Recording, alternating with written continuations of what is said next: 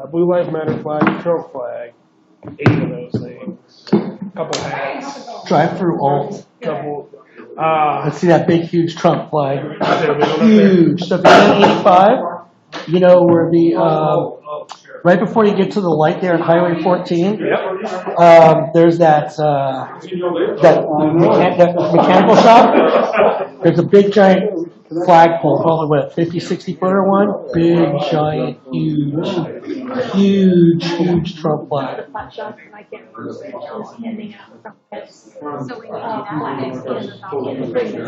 In the pot I shop? was just about to ask that. I thought What? that was the other way. Yeah. The Trump actually is for. They're not like really expensive, but they're But still, big though. and they're in every single bag.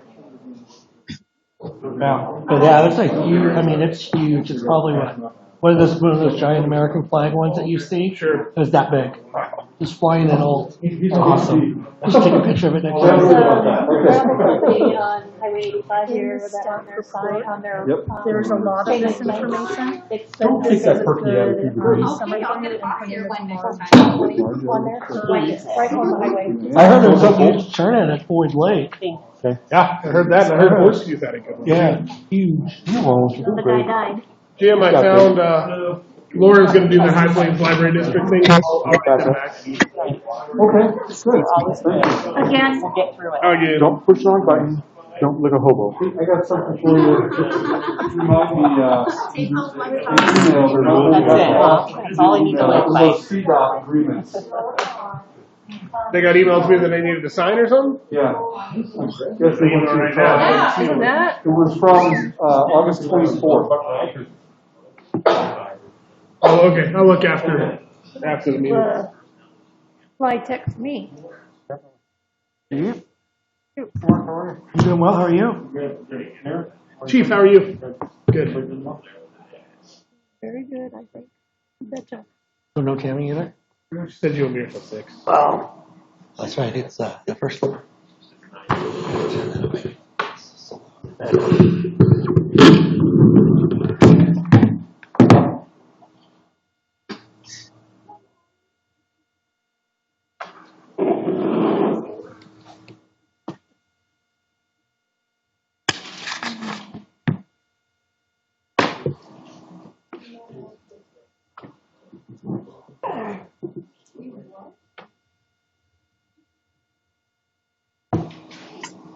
Right. What's the deal? What's that? No, didn't get any food? Well, I guess. Yeah, you're good, right?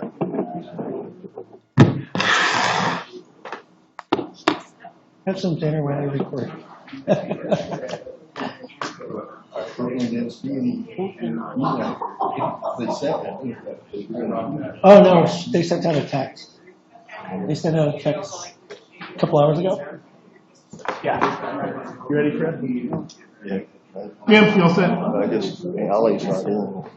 April, are you guys ready to go? Yes, sir. All right. Thanks. Welcome everyone to the City Council work session for the City of Evans, September 1st. I'd like to just thank, I know tonight we had a couple other groups invited tonight. The Master Plan Steering Committee, I see we have at least one member here from that, and Water and Sewer Board. Do we have anyone online from either of those committees, do we know? Don't believe so. No, sir. And a representative from the school, oh, we have two, sorry, Mr. Oxinger too. We have two from the steering school district here. First item on the agenda is discussion about the water conservation components of the master plan. We'll hear from staff. Thank you, Mayor. Good evening, members of the council.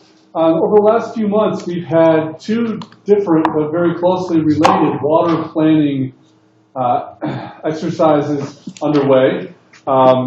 The first I'll mention, although it will actually be coming to you for your consideration and adoption at your next meeting, that's the Water Efficiency Plan. The Water Efficiency Plan is a document that the city is required to have in order to, among other things, qualify for grant funding, financing through the state. It's a document required by the state, by state law, and it focuses mostly on our current water water rights and water efficiency practices. So that's coming to you next week. Probably a little, I would say, less dynamic than what you're going to hear about tonight. Tonight's item is actually the work done by our staff and our consultant who's here with us tonight via Zoom, Marjo Kurgis.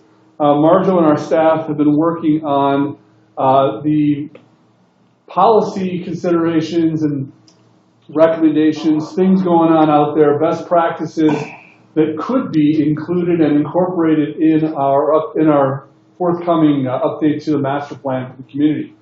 So this presentation tonight is the culmination of that work. The report, which is included in your packet, includes state information, of the practices and policies that the city could consider going forward to make the most of its water, keep costs down, and help us develop, I think, smartly as we go forward. So tonight we have Marjo Kurgis with us, who will lead just a high-level summary of the work that she and our staff completed. Again, I'll just mention that this presentation and the concepts that you're hearing tonight will be more completely heard and worked through by our master plan steering committee, and ultimately, you know, some of this may and may not be incorporated into the master plan. Purpose is tonight is for the council and our boards that are with us just to hear this summary. And if you have any questions, you have any comments, you have things that sound particularly exciting to you or things that cause concern, we'd like to hear those, and we'll carry those comments and concepts into the master plan process, which will ultimately come back to council. So with that, I will just further introduce Marjo Kurgis. She's a planner with expertise in water and land use planning integration. She works for Del Corazon Consulting. The council may remember that the city received a grant of $10,000 in February from the Sonoran Institute for the purpose of identifying these opportunities that can carry into our master plan for water conservation. So with that, I'll ask Marjo to lead us through the presentation. Good evening, Marjo. Hi, good evening. Can you guys hear me okay? Yes. Okay. Just shout if you can't. I have like no visual cues tonight. So please feel free to interrupt me if I'm talking and, you know, I can't see hands raised or anything like that. So we'll make do with this virtual presentation the best we can. So thank you for having me. It's been an honor to be able to work with the city of Evans. I first met team members who participated in the Growing Water Smart workshop last year, which led to the grant. So it's nice to have that continuity of working with a community. Next slide. I want to sort of back up before I dive into the deep end about why we're talking about water so much across Colorado. I just started our 5th Growing Water Smart workshop. We've now had, you know, nearly 50 teams from across Colorado interested in this issue. So it's very pertinent and present in everyone's mind. And we're all sort of dealing with the same issues of water becoming more expensive and having impacts on our development and potentially impacting our ability to thrive economically. We're dealing with, you know, complicated issues across basins, both on the Front Range side as well as, of course, in the Colorado River Basin. We have a new drought. 100% of Colorado is currently in drought again, and that's making our water supplies, not only in Colorado, but across the West, more or less reliable. Infrastructure, you know, I saw CIP is on your upcoming agenda, and its infrastructure is expensive. And it usually requires looking at ways in which to pass those fees on, either through development fees or through rate increases, which all have implications. And lastly, all of these pressures between competing interests and users for water is hard, particularly in your community in your region on agriculture. So we're talking about water and how to effectively manage our water resources in order to address all of these issues. So while you have created a water efficiency plan, which is a very good thing to do, the opportunity within your comprehensive plan is to actually look more broadly at water resource management and how you can integrate water resource management, land use, stormwater, wastewater, and watershed health all comprehensively, because what we do know is that land use has an impact on all of those things. Next slide, please. So you're not new to these discussions, clearly. Like I said, I met you last year. I really commend you on all of the good work that you have done. There are a number of steps that you've already taken to think about how to save money, save water, and ensure you can thrive into the future.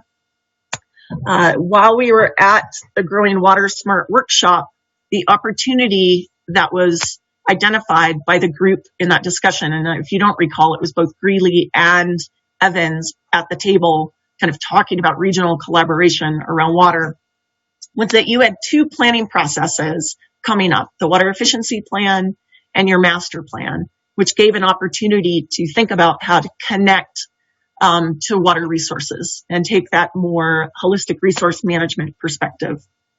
And that's where I came in through the grant. So the products that I have provided for you are offered, as was said, as recommendations to inform your master plan process. I do a lot of comprehensive plans and master plans, and you have limited budgets, and you don't always have time to dig really deep into a topic in a planning process. And so this is offered as a way to augment the work of your planning consultant and your planning committee to have a head start on thinking about water resource management. There's a number of products. I won't go through them since they were provided in your packet, but I'll be happy to entertain any questions about them as we kind of go through this discussion. Next slide, please. So the state actually does provide guidance on what should be integrated into a master plan when it comes to water. For a very long time, the guidance was quite vague. The state of Colorado puts a lot of control at the local level, so they provide guidance around inclusion of your master plans and let it really be driven by you. But what they do say is if you decide to have a water element, what that water element should consider is how all of the regional water providers work together to offer services and infrastructure. And so for the city of Evans, you need to be thinking about what's the role of the Central Weld County Water District, who overlaps with you in one specific area. And that's been identified in these recommendations as work to be done. More recently, going back to March, the state signed HB 19-1231, which is, nope, that's the wrong one, sorry. Anyway, they signed a new state law that augments this master plan requirement to be more consistent with the state water plan. The state water plan outlines a water shortage for the state of Colorado in the future in both the municipal and industrial sectors, which is sort of urban water use, as well as the agricultural sector. So the state water plan is now making that connection between planning for the future of the state water plan and local plans, all trying to find ways to ensure that we have a vibrant future. So what the new state rules state is that the new master plan should include water conservation and efficiency, and as part of that water element. Next slide, please. And just one other thought on the state rules, since we were talking about the water efficiency plan. In 2018, the state of Colorado through CWCB also included within the guidance for water efficiency plans to include a land use element. And a lot of the work that I have done for you is take the work from the water efficiency plan and actually outline in the opportunities that I identified how you would actually implement those recommendations, because they're still quite vague, even as recommendations in the water efficiency plan. So I reviewed a whole host of your current plans and really have used these recommendations to build off what already existed and to begin to integrate all of the different components through all of your plans that relate to water and land use. Those 8 opportunity areas that came out of that plan analysis are included in the recommendations report purely as information. There's a lot of really good information, case studies in there. But what the third document was this draft outline plan of what could be in your comprehensive plan. Next slide, please. So parts of the water efficiency plan that sort of guided the recommendations for the master plan were thinking about what are we doing about the future? When you develop a master plan, you're always thinking about sort of draft projections for the future and where you're headed and whether you have sufficient capacity to serve that future population.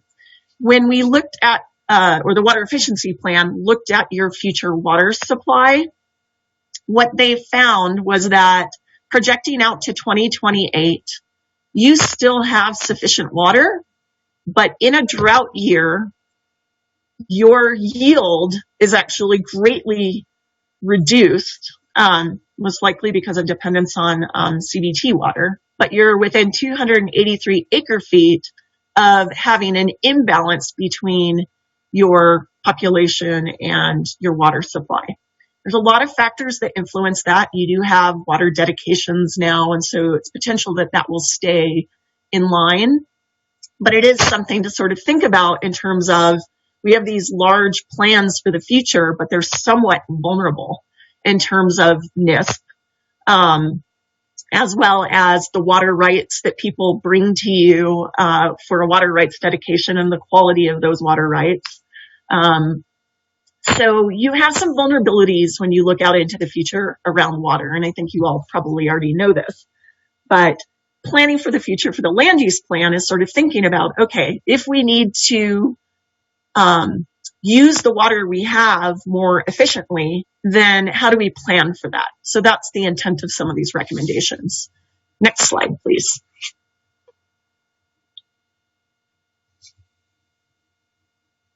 Next slide. Oh God, am I frozen? Hello? You're not frozen. We're working on the slide transition. It's not on my end. Is my PowerPoint frozen? Apparently. There we go. Okay. So the way the water efficiency plans work is they make a number of recommendations on how you can shore up your existing water supply through a number of mechanisms. That's through water planning, it's through education, it's through efficiency and technology, land use planning. There's a number of recommendations. But what it identifies is that in order to ensure that you have an adequate water supply for the future, there's a target of 10% savings in your treated water supply, which is that's coming from Greeley. From 2020 to 2030, about 1% per year for total savings of nearly 3,000 acre feet. And that sort of goes somewhat consistently with your historical trends. You've had a very kind of consistently mild reduction in water use. Most of that is likely due to some growing awareness around water, but also technology is just getting more and more efficient. Next slide, please. So when we looked at your plans, in particular at the water efficiency plan, outdoor water use across Colorado, in fact, across the West, is like the low-hanging fruit for water savings. And that is primarily due to the fact that we are actually a very arid climate. And many times we do not necessarily create and build our landscapes that are consistent with the arid climate that we live in. And so when we look at your landscape regulations, which I did a very deep dive into, we find that outdoor water use on your commercial properties, while you have fewer commercial taps or customers, they actually appear to be, and this would require additional analysis, appear to be having a larger percent increase in outdoor watering demand during the irrigation season than your residential customers. And that's the difference in size between the green lines and the blue lines. Next slide, please. What I make an assumption in going through your code, this is likely due to the requirements in your development regulations for the size of your lots, your buffers, landscaping requirements, setbacks, parking lot requirements, your streetscape requirements, all of these things that actually require landscaping have an impact on your water demand and therefore on your water supply. And so your design standards that you build to in your code have a result of, and these are sort of excerpts, the top being directly taken from your development regulations and the one below it being a Google snap from Google Earth. So what you're ending up with was, while the intent of your design regulations is a very good thing, it's to create an aesthetically pleasing community, to buffer between potentially incompatible uses, all of these things that are good for creating a good community. But what you're ending up with are landscapes that are very water inefficient, and turf of all landscape materials is the least efficient. And you guys are ending up with a lot of turf. Next slide, please. For this very reason, across Colorado, in every community that I'm working in, communities are trying to figure out how to utilize their design components within their development codes to create more efficient landscapes. And what this can look like are changing the requirements for the types of plants that go into your streetscapes or into your parking lots that are more water efficient, and then changing some of the ways in which you irrigate those landscapes. So these are examples from some of your peer communities in Lakewood and Aurora. Next slide, please. So while I'm talking about water supply and water demand balances, it's important to also sort of back up and recognize that when we talk about water efficiency, we're also talking about financial savings. So it's not just about design. Water is expensive for you to acquire. It's expensive for developers to acquire. And as time progresses, it's becoming increasingly expensive for customers.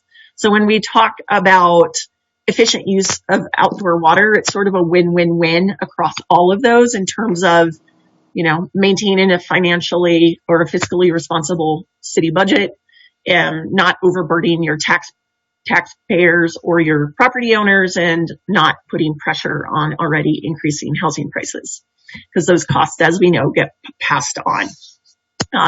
This example was a test case or a demonstration project that the city of Aurora did some years ago to look at what would be the cost savings, sort of the cost benefit analysis of new landscape regulations for multifamily apartments.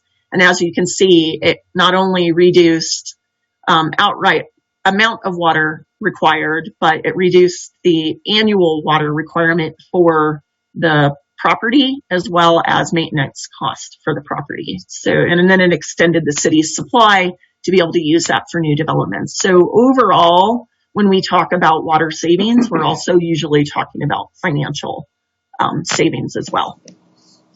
Next slide, please. Marjo, excuse me, just time check. You have 5 minutes left. Oh, all right, let me speed up. Oh my God. So we use this to build on successes that you're already doing.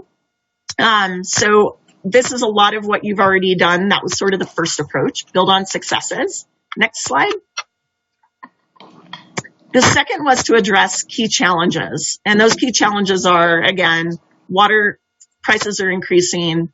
Water demand may increase with population. You have a peak demand during your summer months that puts pressure on your water system and treatment system. There are costs for you to exceeding Greeley. You have some degradation of watershed functions as was evidenced during the flood.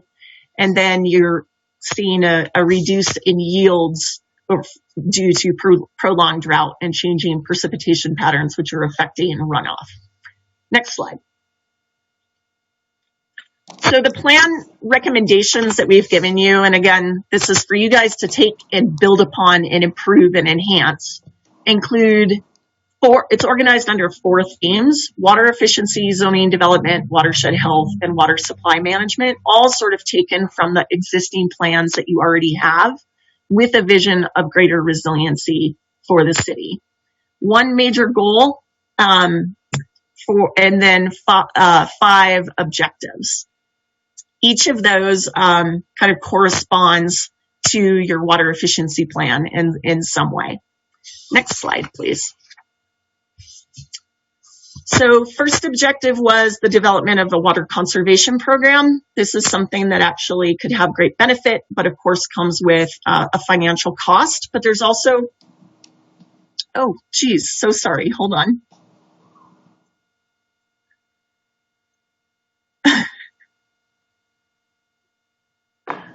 Sorry, there was a video rendering in the background for water conservation.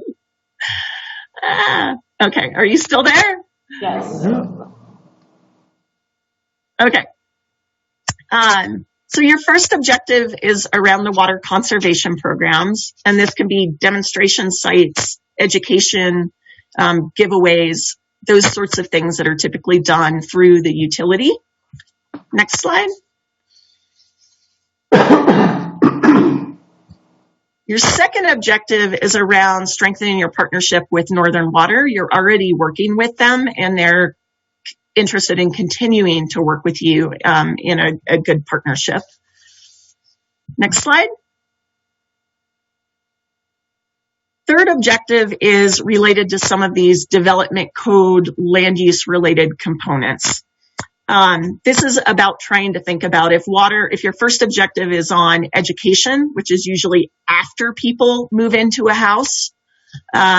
Your third objective is about how do we begin to build water smart from the start so that we don't have to then spend money to go back in and retrofit or do it over or educate people or make changes.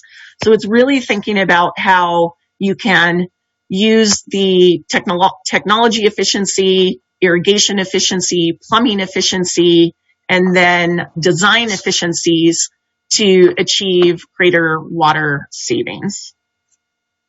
Next slide.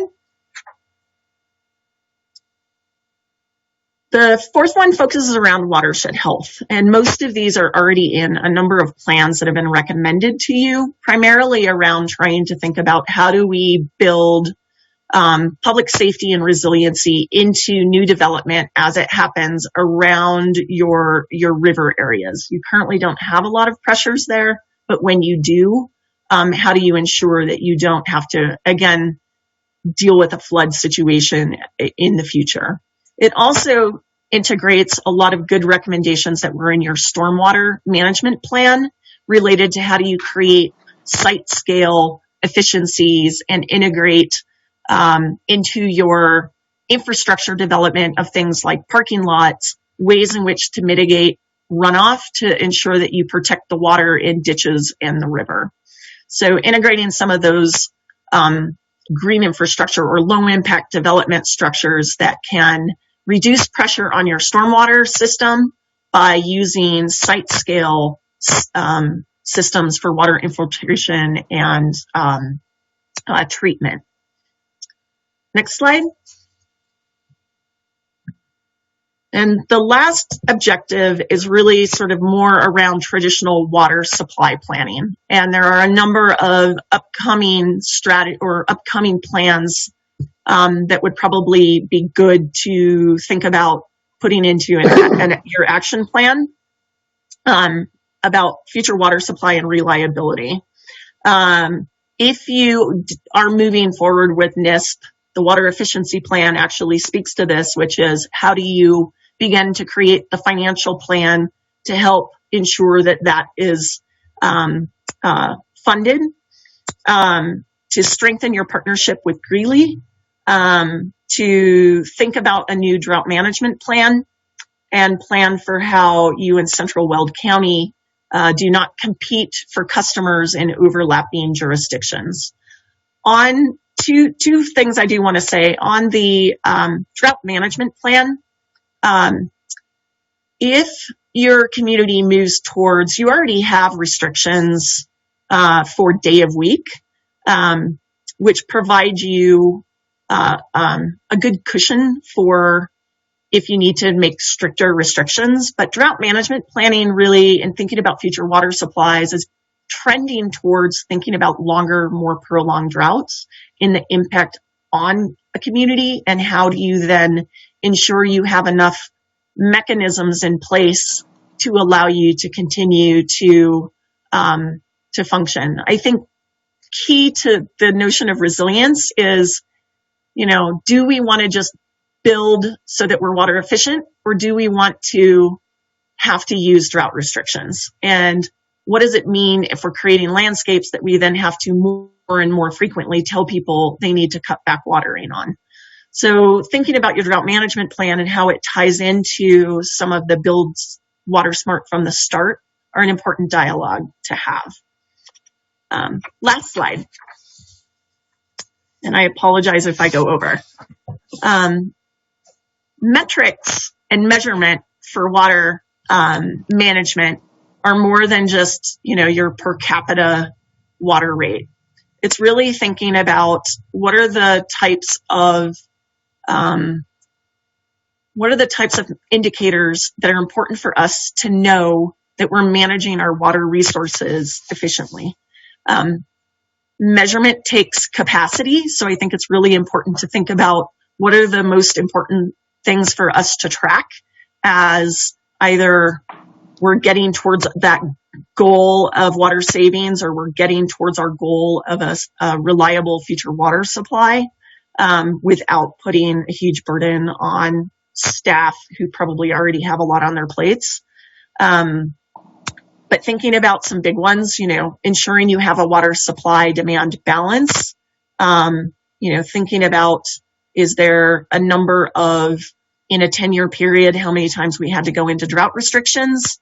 There's a lot of different ways you can think about tracking your progress towards your water goal. And I've just provided some of the most common that might be relevant to what you all are doing. There's also some really good resource guides that have recently been created for that. So I'll just end with, again, that these recommendations are the starting point for you to kind of move your conversation forward. You're at the beginning of a master plan process, and those can have, great opportunity for having both public dialogue, internal dialogue, and utilizing your professional resources that are provided to you. Just again, you're not alone in this particular challenge. And, there is a whole peer network out there of other communities, northern,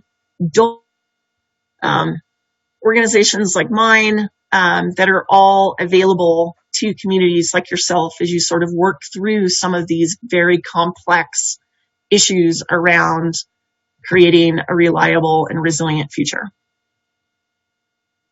Thank you very much. Great presentation, great information. We got a little bit of time left. Questions or comments of Ms. Curtis, staff? I have a couple. Go ahead, Mark. comments. I think it was a great presentation, so thank you very much. I think after listening to your presentation, and I know we've talked about this before, that I think the city definitely needs to look into taking some action and maybe doing some revisions in the codes about landscaping use around new construction, both residential and commercial, to allow for the lower water use. That would definitely save the city a tremendous amount of money, and also the water use as well. I also think we need to also look at, as new development comes in, I don't know if there's anything that we can do, but maybe like, new home constructions, multifamily home, that making sure that those, contractors are using water efficient, like toilets, sinks, faucets, etc., that really cut down on water use as well. I also think that we need to find also ways to maybe incentivize our residents to maybe move away from the traditional grass of having those green lawns all through the summer, which uses a lot of water, especially in those residents that don't have access to the non-potable system to use. And maybe find ways to incentivize people to maybe change their landscaping ways, maybe put in some nice designs with rock, mulch, gravel, brick, drought-resistant trees, or drought-tolerant trees, and everything like that. And I think if we educate our citizens and try to find ways to do that, I think our water consumption in the city will reduce greatly and benefit all of us in the long run. Thank you. Other questions or comments? Councilmember Spear? Nope, I'm good. Councilmember Castle? I think my biggest thing is really just gaining a further understanding of what our metrics will look like on measuring those items and how we can measure and look at achieving these goals. So I think it's all really important, and completely agree with what Mayor Pro Tem Clark said, and just really look forward to looking at that. My only other comment is it might be advantageous to look into some of the governance of HOAs and how that works, because I think there are some things that might be preventing people from zero spacing because of their HOA requirements. And I would love to see that change. It's not just, a pot of rock. It really is beautiful landscape. And if we can encourage our HOAs to really lean into perhaps the really strict requirements they have around sod, it could help with that as well. Great thought, thank you. Councilmember Neal? Well, I've been pushing, trying to get the non-pot system put in throughout the city as a cost-saving measure versus putting treated water on for many, many years. One of our mayors that's in the audience has pushed for that too, and we're getting close to going over the cap. Probably will go over the cap this year again with Greeley, and that $2 million we got to pay them to expand their system to treat the water to put it on our lawns, which doesn't need to treat the water. So I was hoping there'd be more new water and sewer board members here tonight where we might have a conversation on that, but it needs to be looked at strongly again. I really do agree with Mark that we need to take a look at the landscaping requirements for these developments, because I've run across many people that say they can't change because of Councilmember Amanda Castle's comments about the HOAs. And we need to take a look at that, because we're in the desert here. People don't realize that, but that irrigation is the only thing that keeps us from drying up and blowing away. Thank you, Councilmember Neal. Thank you very much again. It was very nice to have you back, Ms. Curtis. Thank you. Any other questions or comments? All right. Can I just give you one piece of advice since you brought up HOAs? The state actually does not allow HOAs to require only turf. But I did provide in that guidance language that can go into your code that says you can't prohibit people from xeriscaping, which is a little different than saying hardscaping. Like they can prohibit hardscaping, but not xeriscaping. Small difference. All right. Thank you. Thank Thank you. you. Next item on the agenda, discussion about a prospective land dedication and fee in lieu of land dedication fee system for the Greeley Evans School District. We'll hear from staff. Thank you, Mayor. Like all public agencies in Weld County, the school district that serves Evans has been looking for ways to accommodate growth and to make improvements that are needed to keep up with aging facilities. I believe the council is certainly aware of ballot measures in the last couple of years that have helped the school district with both improvements to existing facilities and also replacement of a couple of aging facilities. Tonight, though, the school district has asked to present a concept for a new policy that would enable the district to help keep up with growth and new facilities that are needed as growth occurs. This policy is a land dedication and fee in lieu system, otherwise roughly known, generally known as an impact fee, where the requirements for land or fees would be based on the development and the development's impact on the service. In this case, education and school district, District 6.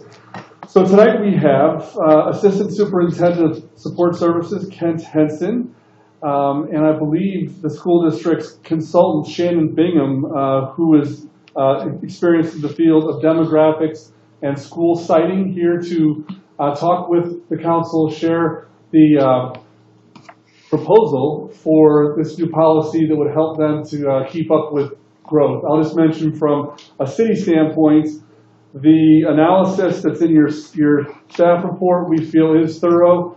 The fees that are calculated through the analysis would be in line with other city impact fees for, improvements like streets and parks and police services and fire.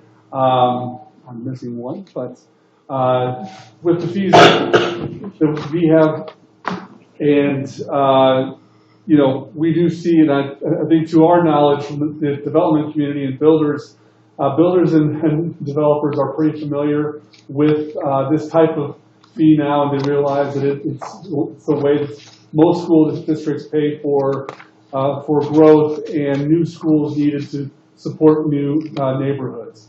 So with that, again, this is a work session, so we're not asking for council's approval tonight, but we did invite Kent and the district to our work session so that the council could hear the proposal, ask questions, and if the council desires, you can give direction for us to bring back more of the establishment documents in the future.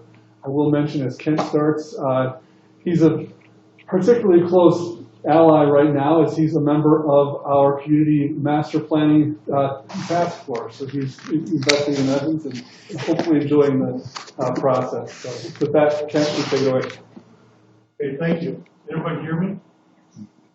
Zoom, so this is good afternoon, Mayor Rudy and City Council members. I'm Ken Henson, Assistant Superintendent, Greeley Evans District 6, and I gotta confess, I already violated the first rule of the podium. I touched it. It says please do not touch. I won't touch it again. I didn't mean to. I'll try not to. But I appreciate being here tonight. And as my first slide shows our two logos here, I just want to take a minute to say how much I appreciate the partnership between the City of Evans and our school district, and most recently evidenced in the fact of we talked about 37th Street construction again, and I attended a meeting last week with Rick Picard and Mark Schmidt, as they want to talk to me, they want to talk to the principal of Centennial, because this work will impact her school. And it was awesome. She has their cell numbers. She can call them at any time. We'll talk about kids crossing streets, when does that parent back up? So I did nothing but sit back and say, thank you, I really appreciate that. And with that kind of communication between the City of Evans and the school district, that's partnership. And so I really wanted to acknowledge that group because I think. Thank you. Sitting on the Master Plan Steering Committee team, by the way, this is Shannon Bingham. He is our consultant, and he's here in case you have technical questions. Really mostly representing. But being part of the Master Plan Steering Committee, I really should have Ann Beth Johnson come up here to talk to you about this diagram, because she could go for 30 minutes. I don't have that much time. But in our first meeting, we used this map to really look at the City of Evans and developability and really look toward the future. And as you look at this, I know you can't read the fine details, but if you look at the colors and you look at the light yellows and the yellows and the oranges, those are areas that are plotted for development, for houses, for families, kids.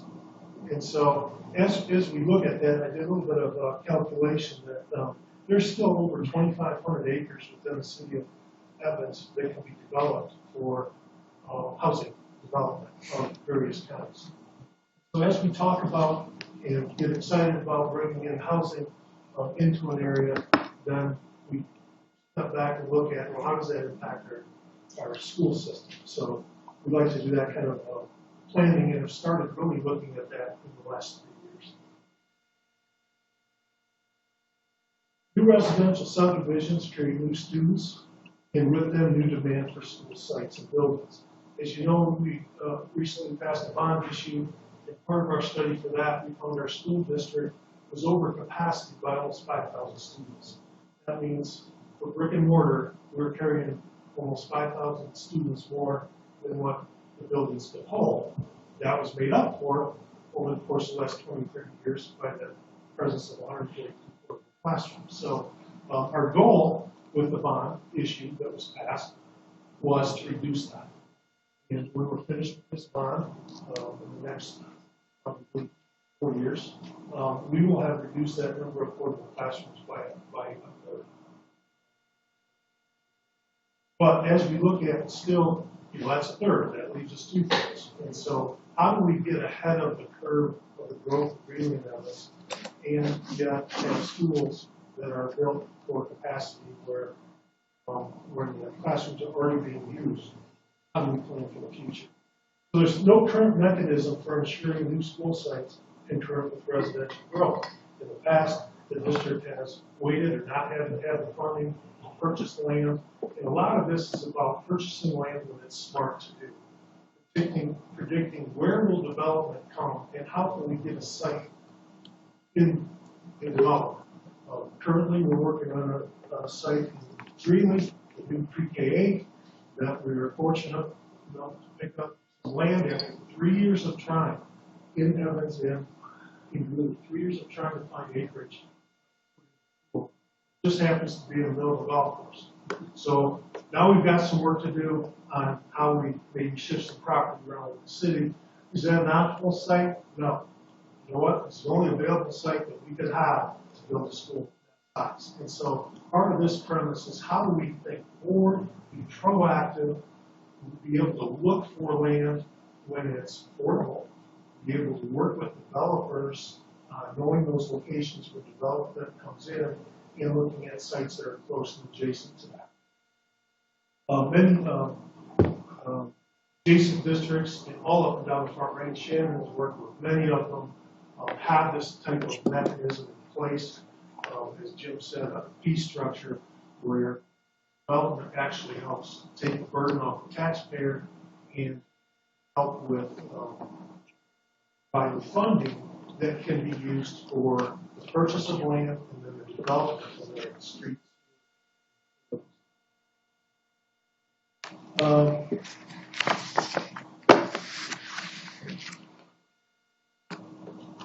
I'm asked oftentimes, well, you just passed the MLO and you passed the bond, so what are these I just want to take a minute to just review the mill levy override, which was property tax funding, and that is really for operations and programs in the district. So operations would be, we use that money to purchase curriculum, school buses, technology. The reason that we're able to go, if we need to, go to one-to-one with COVID, if we need to have every kid at home, they all have a device. The reason we can do that is because of MLO and purchasing technology.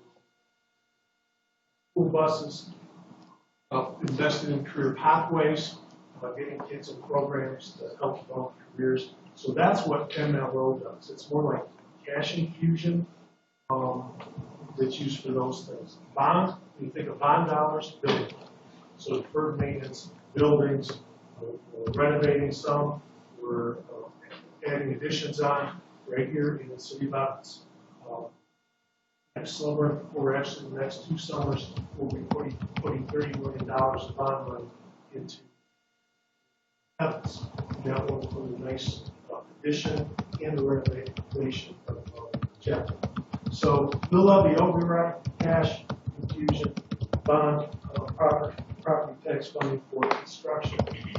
What this fee will allow us to do is to keep that money focused on the classroom. Our MLO, our bond that's focused on building the classroom. These fees help and use property and develop property as schools. I also want to say with MLO and bond here, this is my 3rd summer on this job. In those 3 summers, not because of me, because of MLO and bond, we've replaced almost 15 roofs. We're almost done 15 roofs within the district, gone through our EAS systems in 20, soon to be 20 buildings. Boilers and chillers throughout the heart and guts of a lot of our buildings. We've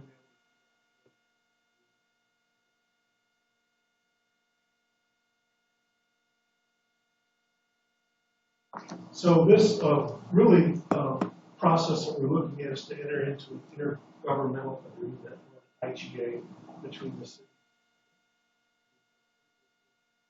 This is the mechanism that most school districts surrounding us, touching us, use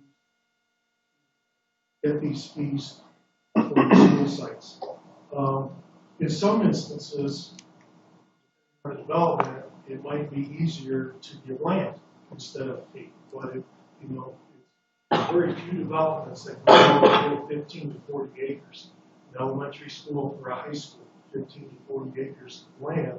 So most often, developments enter into the fee. But if someone had 40 acres, provide for a school, we definitely talk about that. But this is a very common practice throughout the state. I talked to Windsor today, and Windsor and our school district all went through this process with the city of Greeley. They adopted Greeley.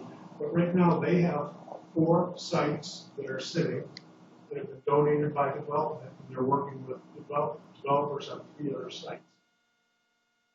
Next 20 years, they won't have to pay $1 for land. That's what this process has gotten there. And also, developers are familiar with this practice. I think in the packet I gave you an example from Hartford Homes. So this is really what Shannon does, is develops these structures to determine the fees. A heck of a lot of algebra. You were classes to look at this. This is a lot of work behind it.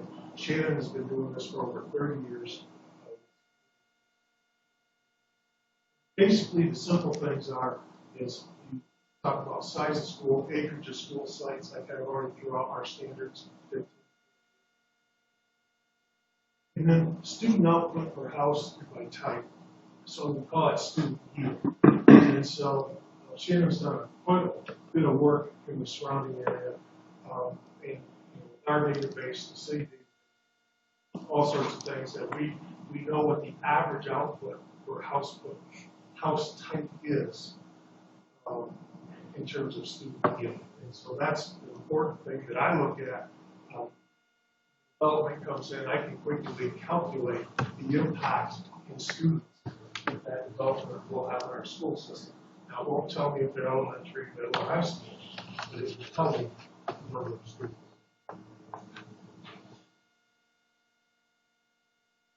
So this is an example. You have this in your packet. There's a lot of hidden algebra in here. I drew the green lines on there. Those blue numbers are yields. So there's a lot of different housing types, but we came down to these four. Most fall into these four categories. The yellow at the top, SFD, is single family detached, and then townhouse and duplex, and then manufactured home, and then apartments at the bottom. And so when new developments come in, and I look at your buying information, like X number this, X number this, I do that. To me, the most important part of this to the school is how many students are coming in with that development. Well, for each single family detached home, it's 0.64 students by townhouse duplex is about 0.31. In this area, manufactured homes is 0.62. It's a little higher than, or just under, a single family development. Some communities don't have it. So it varies from community. And then from apartments, 0.14. Probably a lot of that is there's a lot of college apartments in the area. So, me as a school district, what I look at first are those blue numbers. If you want to talk about acreage, that's the red numbers.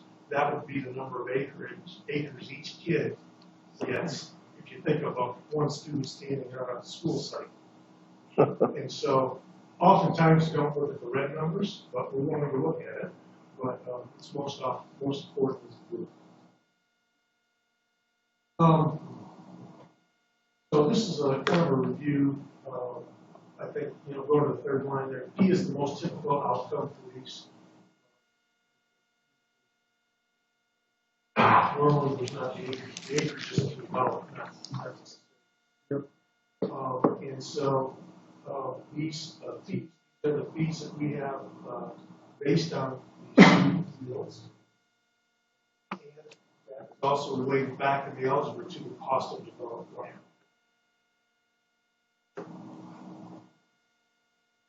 In this development summary, I took off the current development that is currently in planning within the city limits. And here to the left, I just copied that, basically up to the right, single family detached. In this site, 655 units, houses. It's 152 in 290 apartments. So when I do that in the math, then this one development has the potential when it's completed to 5 years or 506 students. So when you look at the buildings that we have currently in the city of Evans, and Prairie Heights is our newest school. As we're talking about these other building projects going on, we always come back to what did we do at Prairie Heights. That building is at capacity. Probably cramming in another couple hundred kids in there. That building is really, when you look at numbers and square feet, the building is at capacity. Where will these kids go? That's really want to think about it and be plan for the future and go back to that map I showed you at the beginning. Is where's all the land that's going to be developed? A lot of it out that way. So where does it make sense that we start looking and can purchase ahead of or along with development?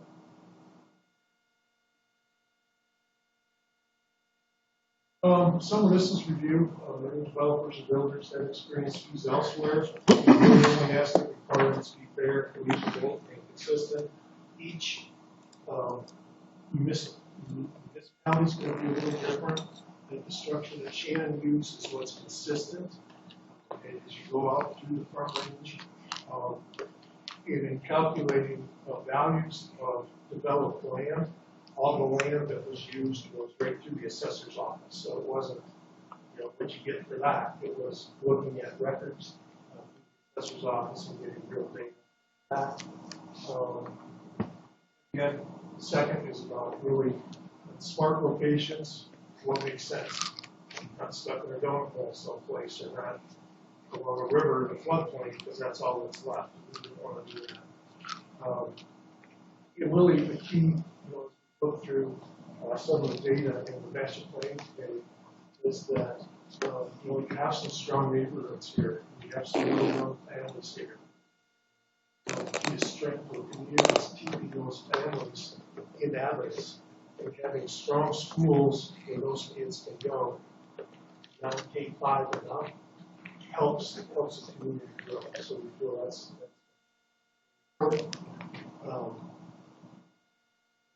it's here about Evans, prime address, and we talked about population county. Potential for growth in the city is robust. A lot of room yet to go, and a better place for the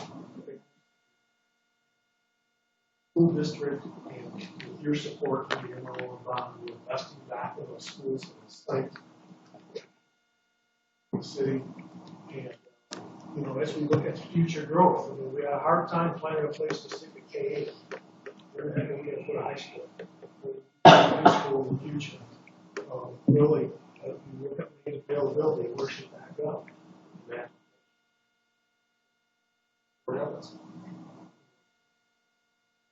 know that. We've already talked about that. We're already looking at these maps. Where can we be proactive on that?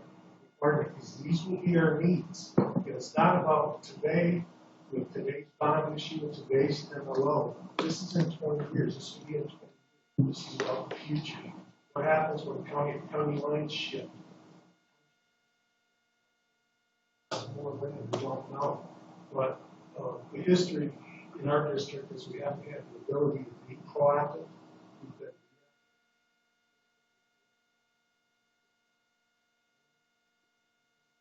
Development piece.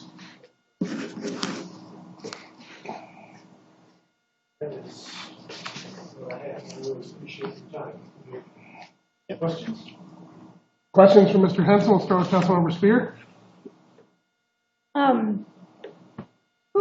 Who's proposed to set the amount of these impact fees? Is it the city or is it the school district?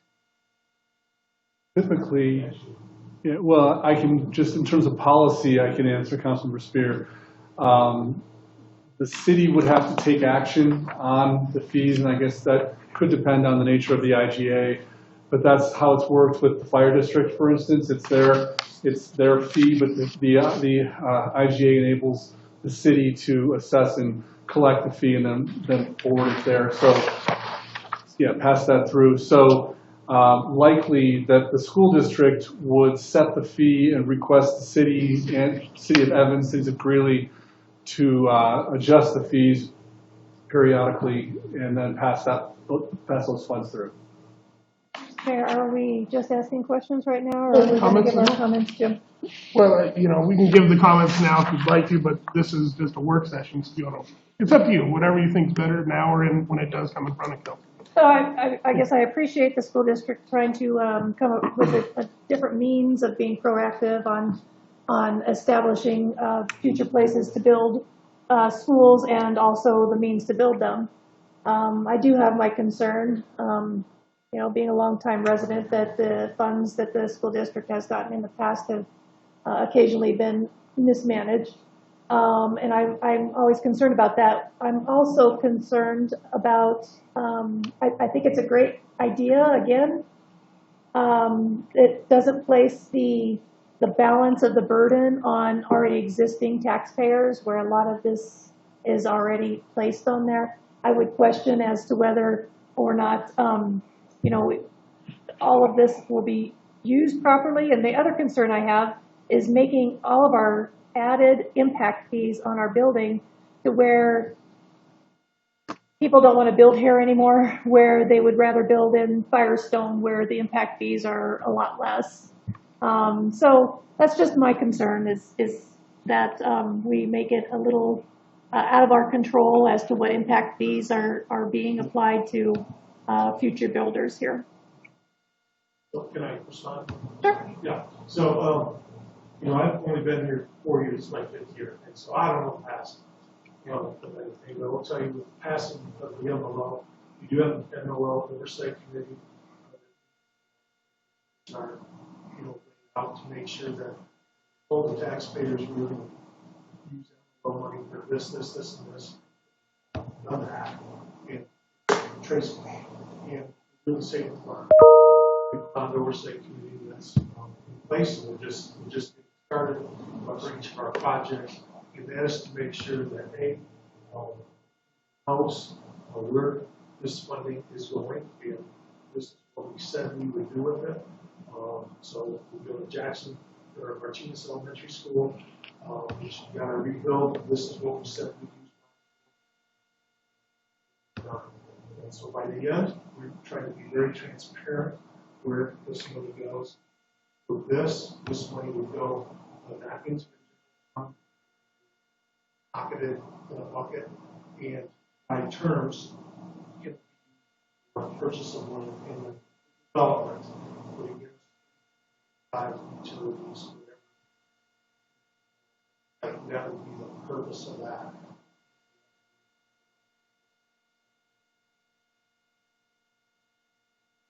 Councilmember Castle? Yeah, thank you. So just a couple of things. I'm a huge proponent for this. I would have loved to have seen it sooner, but I think impact fees or cash in lieu is fantastic and a great idea. To Councilwoman Spears' point, I like the idea of kind of that growth paying for growth.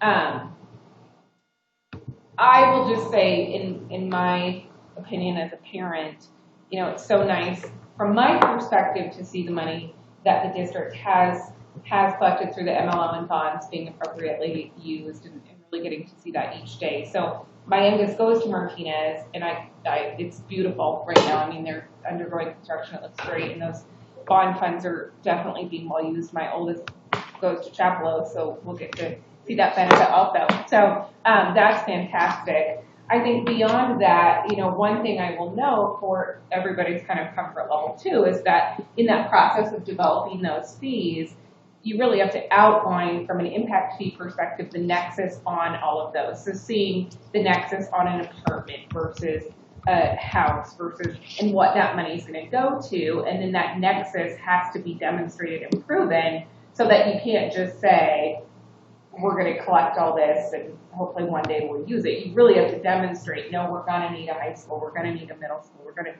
whatever it is. And I'm looking through the plan and the information that was provided, I think it looks fantastic. Beyond that, I think my last comment would be, I work with a ton of developers, Hartford being one of them, but I think developers are looking for one of two things. Either the existence of a school that can service the development that they have, or the ability to have something there. And for them, an impact fee is really the norm. It's what we see across the board. And I think knowing that their residents will be serviced by a future school is huge, because my concern is kind of the opposite. If we don't have a solution for them, are they going to want to build here? Are they going to go, well, I'm never going to get families to live here because there's not a school? So I'm a huge supporter. I'm very excited to see this, and I really thank you both for your hard work. Councilmember Neal? Yes.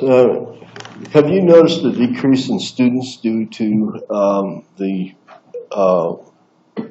loss of oil and gas employees this school year, at the start of this school year? Right now, counting kids is interesting. We have some that have stayed home. We have some online. We have some schools. Every one of our schools is running very cautiously with COVID, and as it reads, we have one school that went to remote, didn't close, it went to remote, so all those kids are remote. So as of right now, our food population is pretty consistent this year as compared to last year, but it's kind of a funky fall. Check for sure. But in terms of kids that are enrolled and coming one way or another, Well, historically, Colorado has been a boom and bust state, and I know that when they had a downturn in North Dakota, they had to build a lot of schools and additional infrastructure, and then when it went boom, or when the boom busted, and they pulled out of the state, they didn't have the funds to pay for all that infrastructure.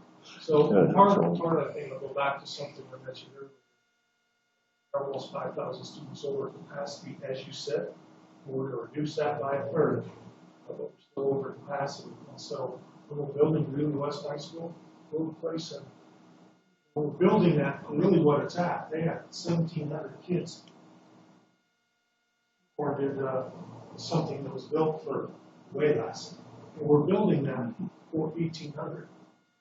So we did that on purpose because we don't want 2,000, 2,400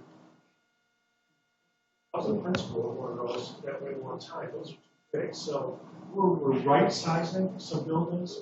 We're adding on to COA. We're actually building it up to its current capacity. When it's at 900 kids, we're having classrooms inside. So this part of the comment is that as we're looking, we need to be looking for more school sites because we're still over capacity as we sit. Well, I moved to Evans in my new house 41 years ago, and I feel that it's time for us longtime residents to pony up and pay for the future of our kids, because that's what I experienced when I was growing up in Loveland in the 60s, 50s, and 60s. Is the people there, the World War II veterans, they provided a new library, a new high school for us kids, and I think we should do the same for our children. Thanks, Councilman. Councilmember Mortensen? Mayor Pro Tem Clark? I don't have anything really to say. Councilmember Spear and Castle summed it up pretty well. The only thing I want to add to is, so when is Evans going to get its high school? Pretty sure we looked at the table and say when. But looking down the road, our capacity and it's going up, we've got another high school in this district. That won't come to this bond issue. That is. I'm just going to throw it out there every time I get an opportunity. Fairly quickly, Councilmember Neal. I've heard some residents that were really very disappointed when Evans lost their high school. They did have some memorabilia from that on display over at Riverside Library.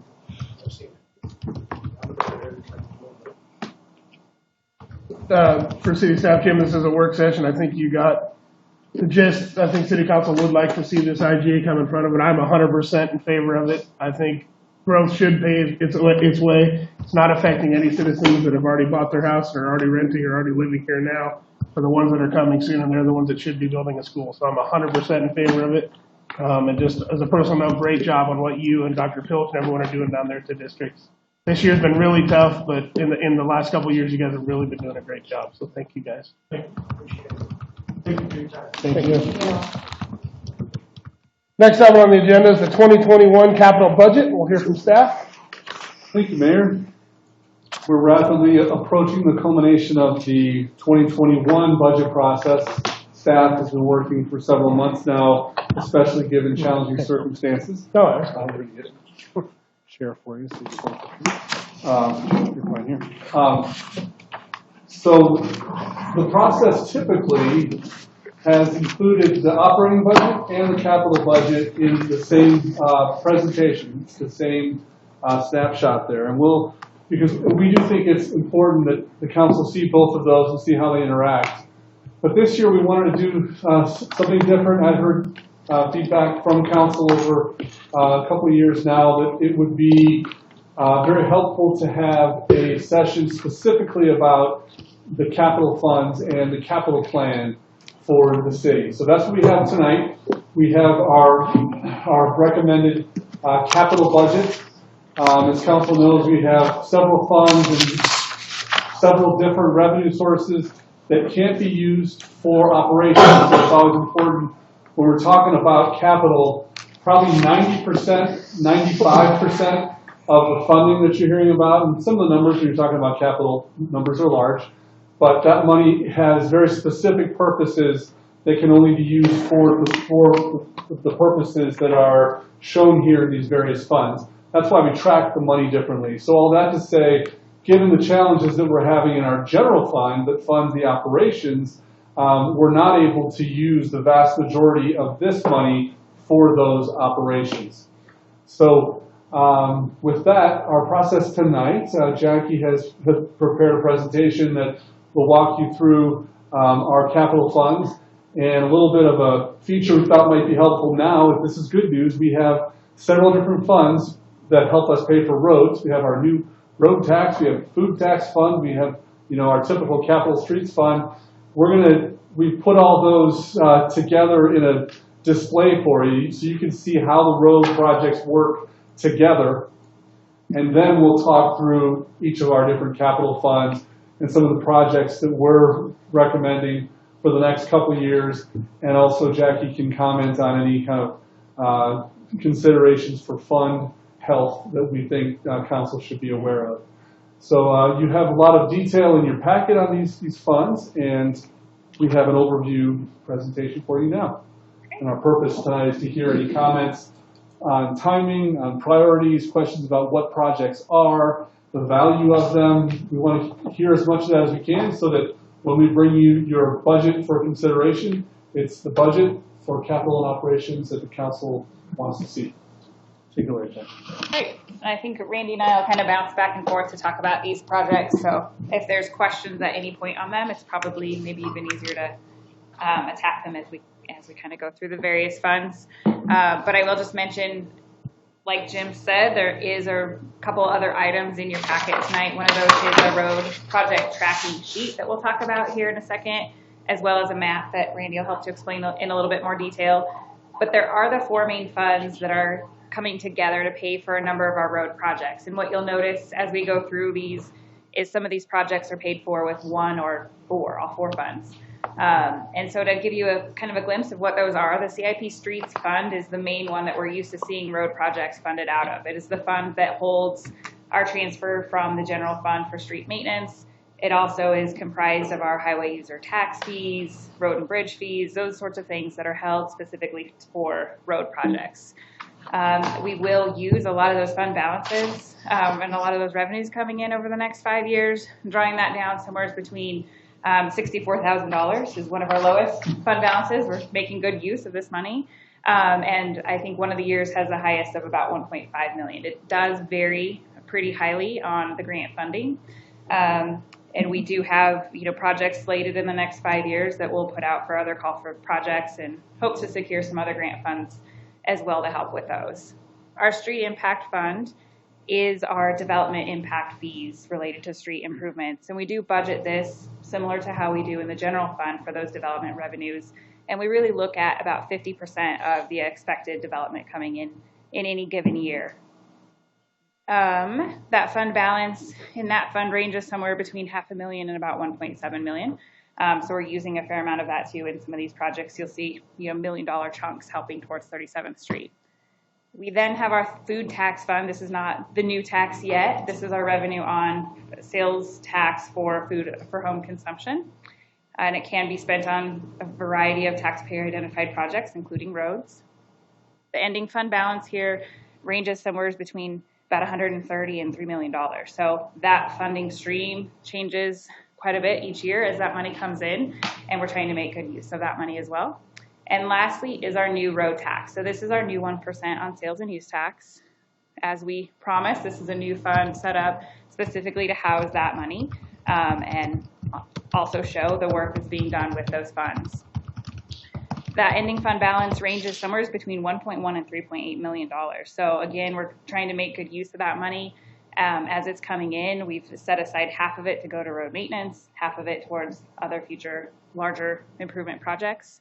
But there is some money there. You know, there are some years that we're doing a lot of work, like on 37th Street, and there's some years where those fund balances are accumulating again for future priorities for council to identify what kind of those next pieces are.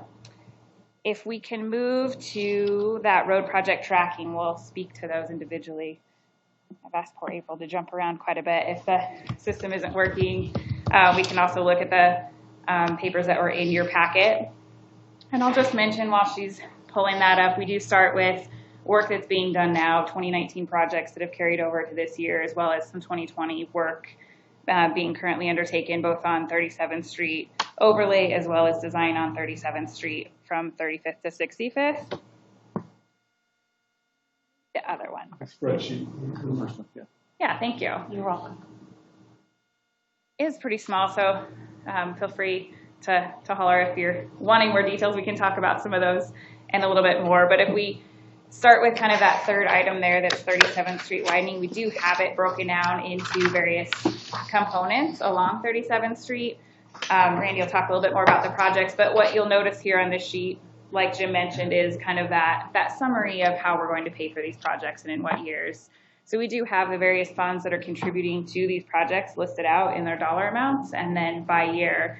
So you'll notice 37th Street from 35th to Stampede is a big one. We've got $4.5 million there as we start right away, and then going into construction about 3.6 then for both the other sectors of 37th Street.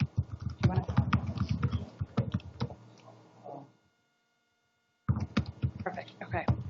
Try to not make you guys go back and forth too much as we talk through them. So big chunks there as we look at accomplishing 37th Street, widening in those various components as well. A lot of that work will be done in 2023, as you can see on here. The last one at the bottom of the front page is 47th Avenue widening from 37th Street north to the city limits. That's about $3.8 million using funds available for the 2020 budget. And then I'll flip to that next page. Oh, April, if you're able to scroll where it shows page 2, please. No, still on that same document. The spreadsheet, but just the second page. There's 2 pages. Oh.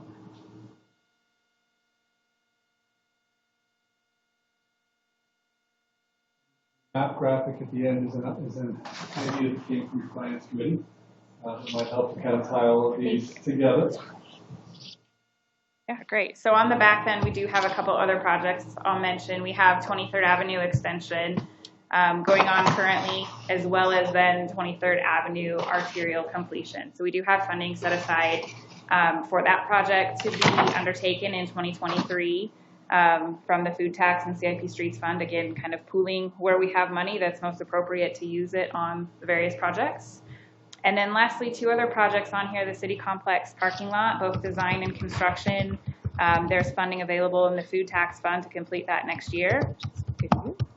And then we also have 65th Avenue Mill and Overlay project from about where the Peakview subdivision is up to 37th Street.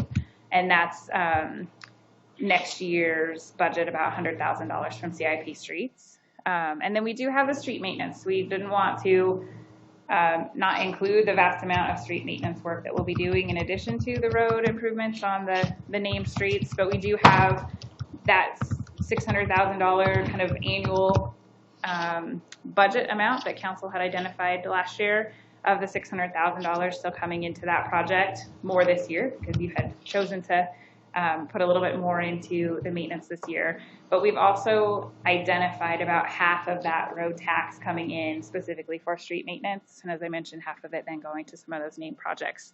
So if you can't quite read it, those are very large numbers. So starting from this year and going on, we're somewhere between 1.3 and almost $2 million each year in street maintenance. So that's a ton of work for staff and really big numbers. We want to make sure that it's very obvious that we're doing that additional work as well.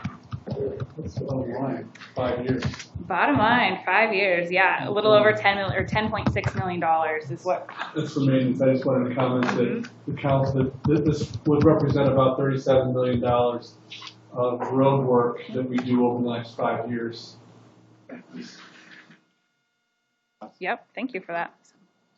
A lot laid out there. And with that, maybe April, if you can move on to the map, and Randy can talk a little bit more about the specific pieces. Before we get into the details of that, just a quick note that among those funding sources that Jackie mentioned, we do have a state and federal grant coming in fiscal 23, which will be available to us in July, as of July 1 of 2022 and thereafter. That will help with the 37th Street widening. We'll also be eligible for another state and federal grant through the MPO for fiscal 34-35 that would be available for us starting July of 2023. Not a guaranteed deal by any means, but we'll be applying for that later this year with your permission to be applied for some of those projects that are in 23, 24, 25.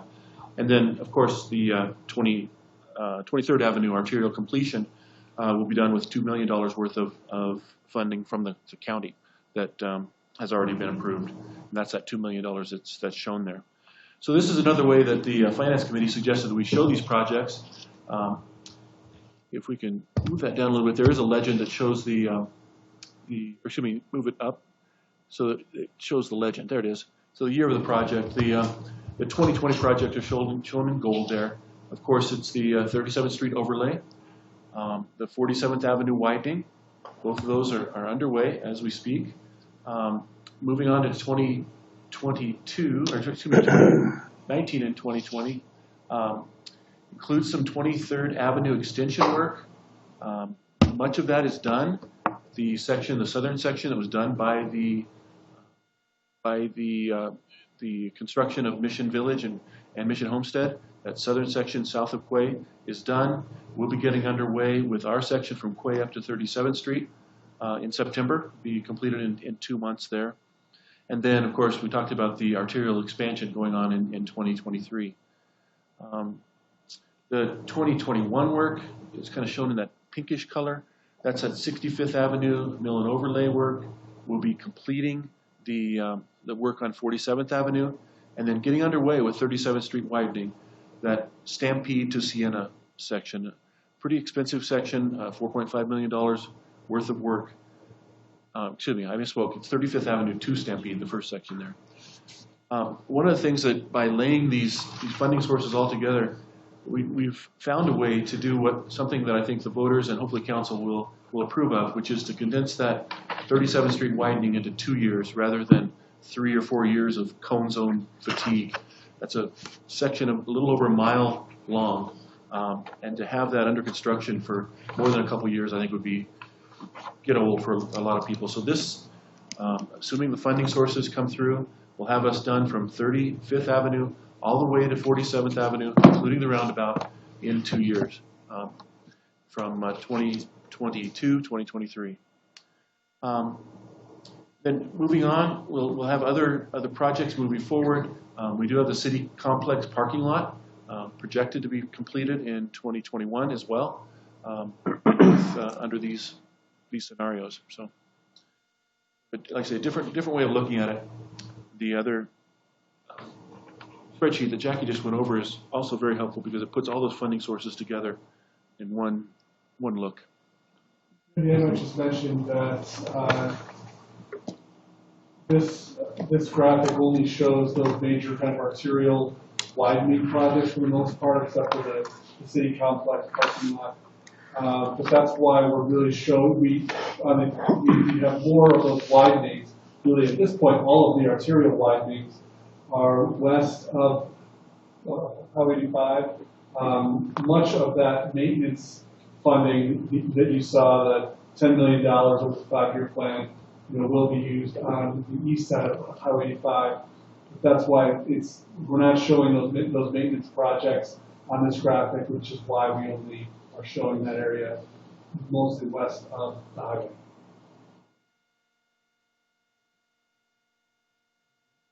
Any other questions on road projects? We'll move on to parks and other types of items.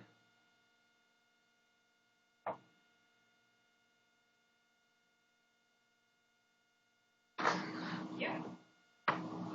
Moving on to some of the park projects, we have a couple things identified in the Park Impact Fund, and similarly to the Street Impact Fund, revenue coming in here is half of our expected development units for the various years, held specifically for improvements to parks or development of parks.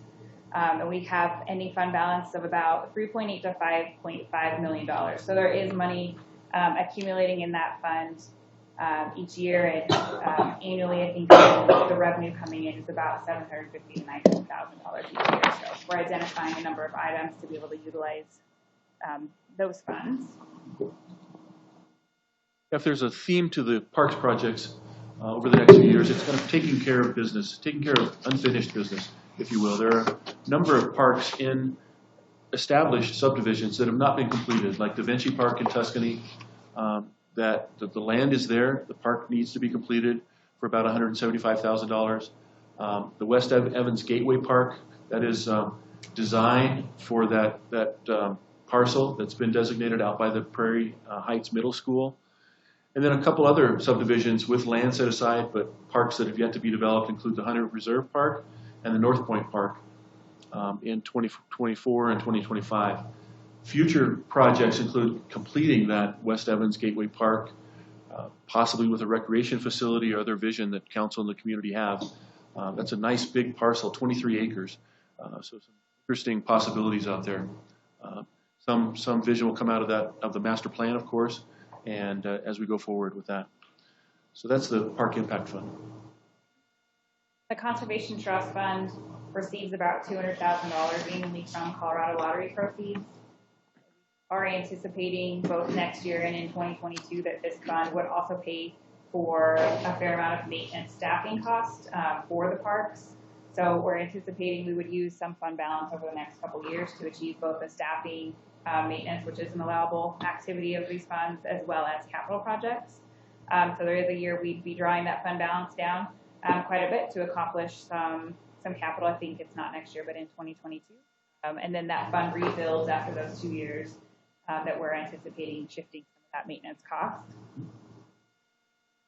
And these are mostly heavy maintenance projects, I would call them. The 37th Street Parkway, that's the section from Harbor Lane to Mountain View Drive.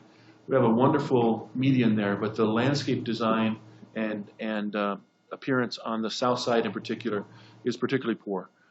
We need to up our game there and make that something that's very appealing, match the aesthetic that's in the median, get some durable, conservation-friendly grasses planted there, and make that much more aesthetically pleasing. The Evans Ditch trail design and right-of-way acquisition has been a project that's been on the books for many years. Opportunity in 2022 perhaps to take that to its next step with some further design and right-of-way acquisition. Then the Denver Street playground replacement. This is on the part of Denver Street that's actually west of the highway, just north of the come and go, northwest of the come and go. At the very end of the cul-de-sac there is a small playground in need of replacement. We will look to be replacing that equipment in the next few years here. Over the next few years, also with Conservation Trust Fund, we know we need to replace the Prairie View Park playground, the Ridge Park playground, and other playground equipment that just, it cycles through over time. This year, the big project is the replacement of slide at the Ridge at Prairie View, and also the design and construction of the park. Help me, Scott, with this one, the other one that you're doing. Driftwood Park, yeah. That slipped my mind. Driftwood Park is the other project for this year as well. Moving on to our enterprise funds, we have three main priorities in our water fund, and the ending fund balance, or that cash balance in the water fund, varies pretty significantly based on these capital projects. Also, some assumptions built into the funding source of how much is there in base fees to pay for major maintenance and funding projects as well. But we do have at least the pieces identified and over the next 5 years that we can pay for. That ending fund balance is still a healthy balance in the water fund, ranging somewhere between $2.5 to $4.5 million. So for 2021, we've got the NISP payment of $534,000. Water line replacement design. You'll see in 2021 and 2022, our priority is to get some of these line replacements designed and engineered and ready to go. Similar to the way that we're designing stormwater projects this year and then having them lined up for the next few years. The system expansion fee contingency is set up at a little over $300,000 for next year as well. Forward in some of those future ones. And then the future projects, you'll see NISP contribution every year. Water line replacement design again in 22, and then you'll start to see some of those water line replacements starting to occur in 2023. West Service Road, for instance, 2024, a couple of particularly important projects under Highway 85, some old galvanized steel pipes that are running under 85 that really need to be replaced. 2025, moving into the Arrowhead subdivision and up north of us here with some replacements, State Farm Road, et cetera. So, you know, the future of the water fund includes obviously NISP, continued water line replacements as we need to do them, and then those expansion projects as we go along. One point on this, the actual payments will be adjusted here to 75% of what we're seeing. These are as budgeted in our set of 1,600 acre foot participation level, so they'll actually be pleasant. I think I already did. The next year's 2021 is adjusted. Okay. And I believe it.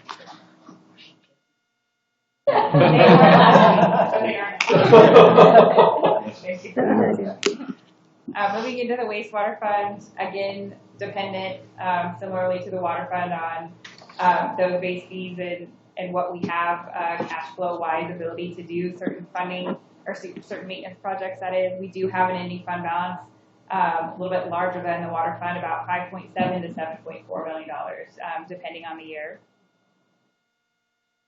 You'll see each year an annual sewer line maintenance budget of about $100,000 that'll kind of grow as we go.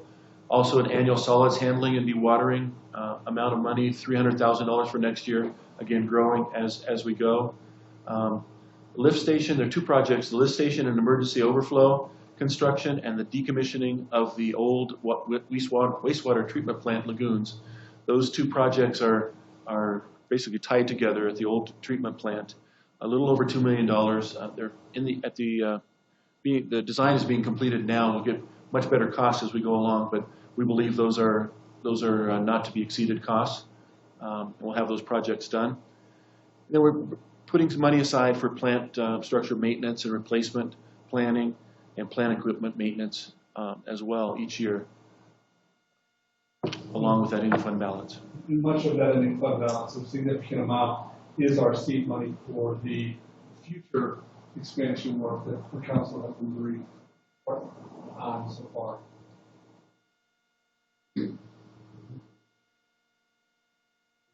The continuation of these projects, I think I've talked about. Most of these, you do see one collection line replacement on 37th Street from Boulder to Riverside Parkway, and then future projects including collection line replacements at various locations.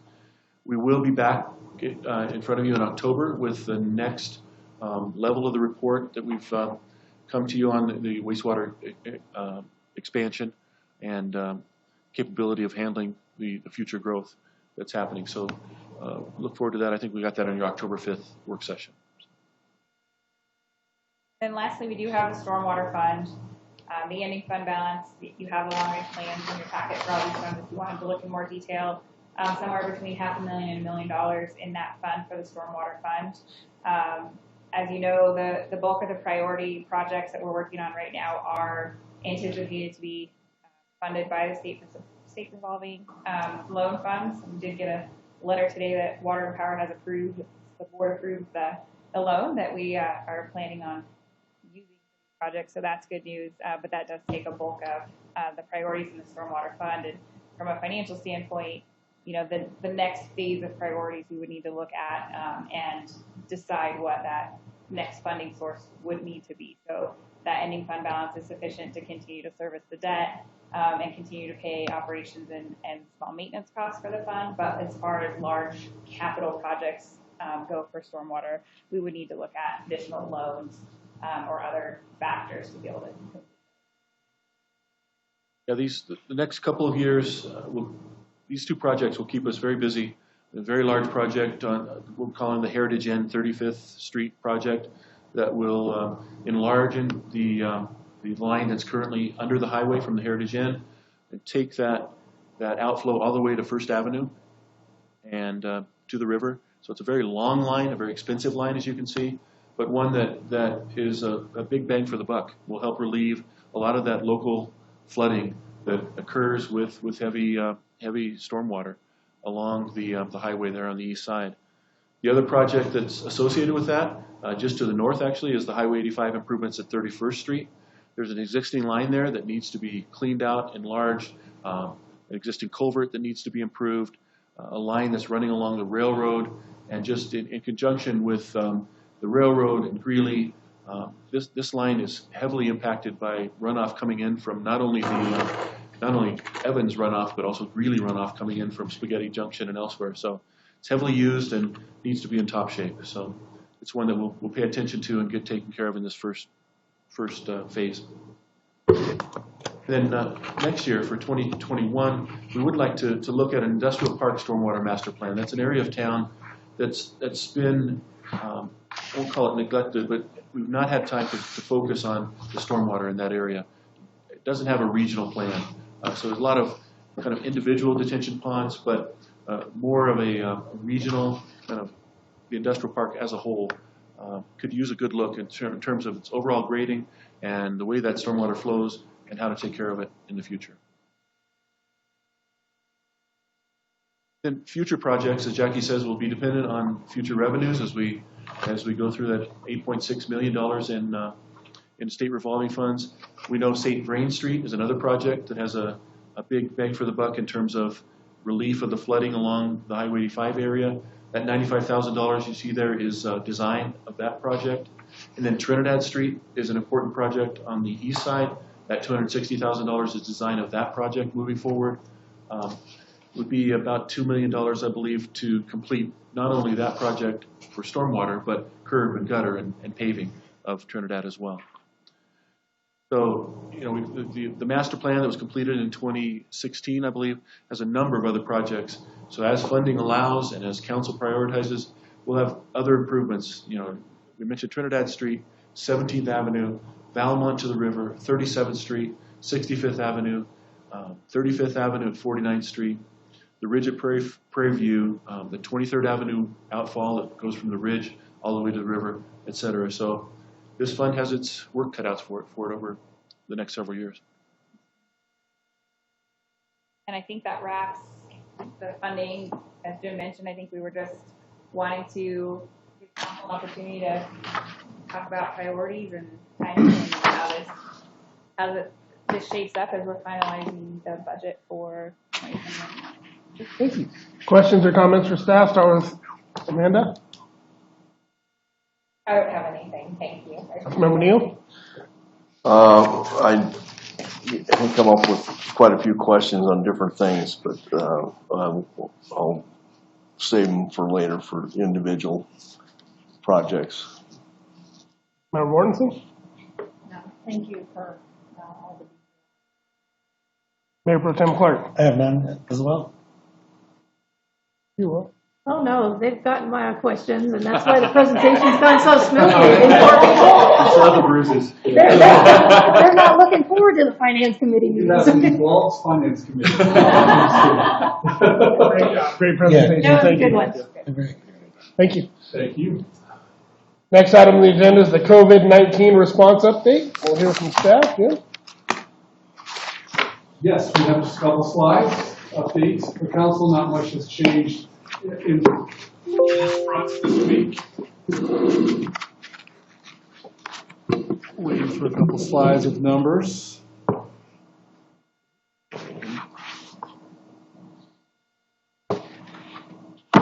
Thank you, April. You're doing a great job. Thank you.